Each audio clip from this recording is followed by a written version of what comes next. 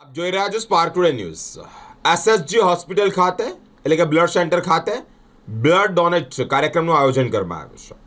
જગતગુરુ શ્રીમદ રામાનંદ નંદાચાર્ય નરેન્દ્રાચાર્યજીની પ્રેરણાથી જીવનદાન મહાકુંભનું આયોજન કરવામાં આવ્યું છે। દર વર્ષની જેમ આ વર્ષે પણ 15 દિવસ સુધી ચાલનારા મહાકુંભ દ્વારા સંસ્થા તરફથી દર્દીઓને નિઃશુલ્ક રક્ત ઉપલબ્ધ કરવાનો એક મહાન ઉપક્રમના ભાગ સ્વરૂપે આ એક કાર્યક્રમનું આયોજન કરવામાં આવ્યું છે। નવા રક્તનું નિર્માણ થાય, તાજગી, આરોગ્ય સુધારણા, થેલેસીમિયા બાળકોને નવું જીવન મળે, સર્જરીના અકસ્માત દર્દીઓને જીવનદાન મળે તેવા ઉમદા હેતુથી આ રક્તદાનનું આયોજન કરાયું છે।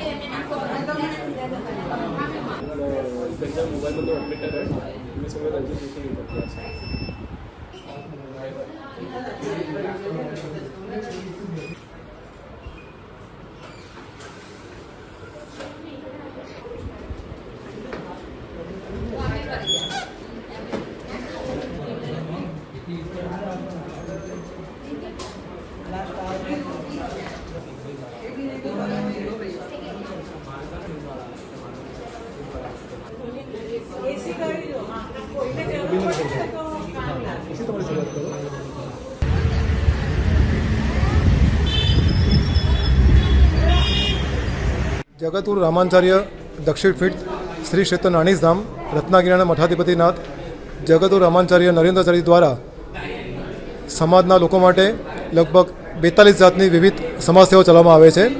એમાંની એક મુખ્ય સેવા છે જીવનદાન 2026।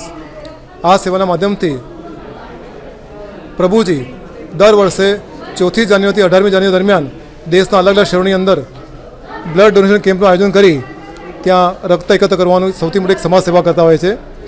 આ સેવાનું એક મુખ્ય કારણ એ છે કે થેલેસીમિયા, બ્લડ કેન્સર જેવા જીવલેણ રોગ છે એ દર્દીઓને સમયસર લોહીની જરૂરિયાત પડતી હોય છે અને લોહી મળી રહે એ માટે આ કેમ્પનું આયોજન કરવામાં આવતું હોય છે। આજે આપ જોઈ શકો છો કે અહીંયા એસએસજી હોસ્પિટલની અંદર બી બ્લડ સેન્ટરની અંદર અહીંયા ખાસા ભક્તો અહીંયા આજે બ્લડ ડોનેટ કરી રહ્યા છે। એક સ્વામીનું સૌથી મોટું મિશન છે। બીજી સ્વામીની એક સેવા છે કે મરણોત્તર દેહદાન। આ સેવાના માધ્યમથી સ્વામીજીના ભક્તોએ અત્યાર સુધી 170 જેટલા ભક્તોએ પોતાનું મરણોત્તર દેહદાન કરેલ છે।